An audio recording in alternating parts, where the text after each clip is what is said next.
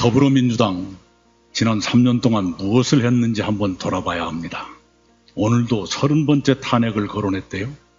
그리고 아까 말씀드린 대로 헌법재판관 임기를 헌법과 관계없이 연장하는 법안을 만들고요. 이게 뭐 하자는 겁니까?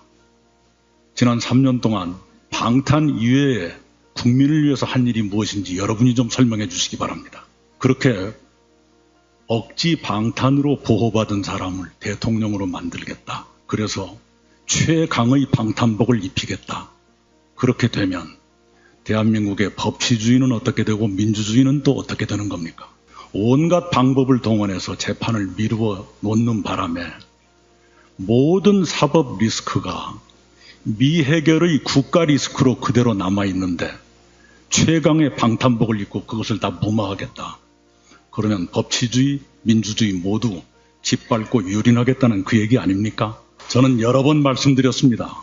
사법 리스크가 해결될 때까지는 다른 대안을 내라. 대안을 내면 협력할 용의가 있다. 몇 번이나 얘기를 했습니다. 네, 들은 척도 안 하는 것 같아요. 그렇게 해가지고 지금의 대한민국을 책임질 수 있다고 생각합니까? 대한민국의 위기에 대해서 참 많은 생각을 합니다마는 대한민국이 진정 위기에 빠졌다라고 말할 수 있는 가장 깊은 이유는 사법부 불신이라고 생각합니다. 이제까지 70년 동안 저는 그래도 사법부는 믿자라고 믿고 살았어요. 근데 이제 그런 말을 할 자신이 없어졌습니다. 똑같은 죄를 지었는데 판사에 따라서 정반대의 판결이 나오면 그건 이미 사법부가 아니지 않습니까? 사람이 죄를 짓고 판사가 어디 출신이고 어디 소속이고 누구하고 치는지 먼저 따져봐야 된다면 그건 이미 선진국가가 아니라 야만국가입니다.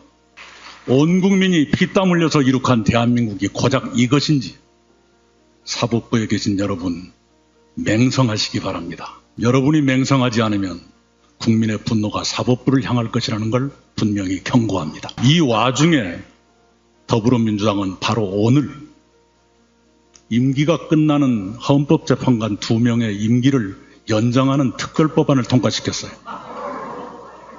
헌법재판관 임기를 6년으로 한다는 건 헌법에 정해진 겁니다. 헌법에 정해진 임기를 하위 법률로 마음대로 늘리겠다. 그러고도 국정을 맡겨달라고 국민한테 호소할 수가 있습니까? 그런 난폭한 짓 좀 그만하세요. 제가 우정으로 말씀드리는 겁니다. 저는 늘 그런 고민을 해요. 참담한 성적표를 받은 사람이 어디 가서 고개 쳐들고 말할 수 있을까? 그런 사람이 말하는 걸 국민들이 들어줄까? 하는 걱정을 많이 합니다. 그런데 저희 같은 사람이 말하지 않으면 나라는 어떻게 될까? 그 걱정을 해요. 정치는 권력을 잡기 위해서 하는 거지만 권력이 이렇게 미쳐 돌아간다면 차라리 미친 권력이 되느니 권력 없는 정의가 되는 것이 더 나은 것 아니에요? 정치에는 세력이 중요하지만 그러나 세력 가진 사람들이 이렇게 분탕질만 한다면 차라리 외로운 정의가 더 필요한 것 아닌가요? 정말로 대한민국이 위태롭습니다. 헌정을 위협하는 예전에 듣도 보다 못한 일들이 지금 눈앞에서 벌어지고 있지 않습니까? 정치가 특정인 몇 사람의 권력 유지나 생명 연장을 위해서 감히 국가를 볼모로 잡고 벼랑 끝 전술을 쓰기 때문 아닙니까? 온통 세상이 거꾸로 돌아가고 있어요. 정치 지도자라면 국가가 살기 위해서 내가 죽어도 좋다. 이래야 정상일 텐데 지금 이 사람들은 내가 살기 위해서 국가가 죽어도 좋다. 이렇게 생각하고 있는 것 아닌가요? 정치가 국가를 좋게 하고 국민을 편하게 해드려야 되는데 반대로 정치가 국가를 망가뜨리고 국민을 고통 속으로 몰아넣고 있는 것 아닌가요?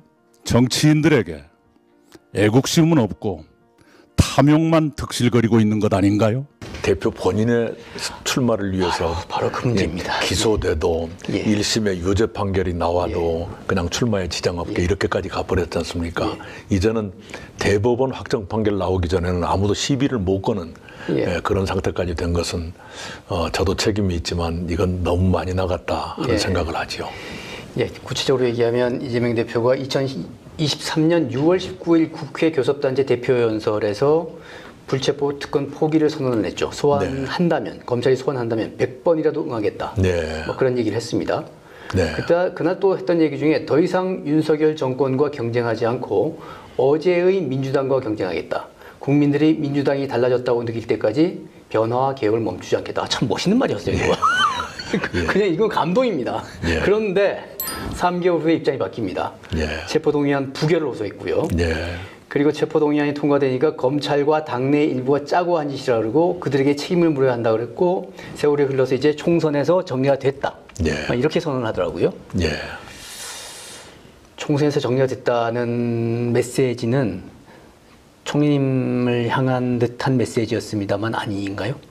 뭐 그럴 수도 있겠죠. 그리고 아마 지난날을 향한 메시지라기보다는 앞으로도 예. 예, 그런 것은 용납하지 않겠다는 경고였을 수도 있죠. 조인들이 법을 잘 지키도록 하는 것이 아니라 법을 잘 빠져나가도록 하는 모범을 보이고 있기 때문에 법치주의가 형해화되고 있다 이렇게 생각을 합니다. 자, 그럼 지금 정당이 기능을 하고 있습니까? 정당은 우리가 과거에 알던 정당은 이미 허물어졌고요. 예. 정당은 약해졌고 강성 지지자들은 더 강해졌고 팬심만 강해졌고. 네네네 그런 것 같아요. 예, 정당이 과거와 같은 어떤 가치 체계라든가 문화 이런 것을 허물어뜨리지 않고 지켰다 그러면 이렇게 망가지지는 않았을 거예요. 그런 점에서 제 친구 하나가 어느 날 한 잔 먹더니 저한테 이렇게 해준 얘기가 있어요. 보수는 보수해야 하고 진보는 진보해야 한다. 이 말을 해주던데 곰곰 음미하니까 굉장히 옳은 말이에요. 우리나라 보수 세력은 과거부터 전통적으로 지켜왔던 보수의 가치 그걸 좀 지키십시오. 그게 보수죠. 진보는 세상을 진보시키기 전에 당신들부터 진보하시오. 근데 당신들 퇴보하고 있지 않습니까? 요 얘기죠. 국민 여러분께 호소드립니다. 사람을 보십시오. 선거할 때 사람을 보자 이 말씀을 여러분께 호소드립니다. 무척이나 상식적인 말이지만 우리 상식으로 돌아갑시다. 진영이 밥 먹여주는 것도 아니고 진영이 나라를 살리지도 못합니다.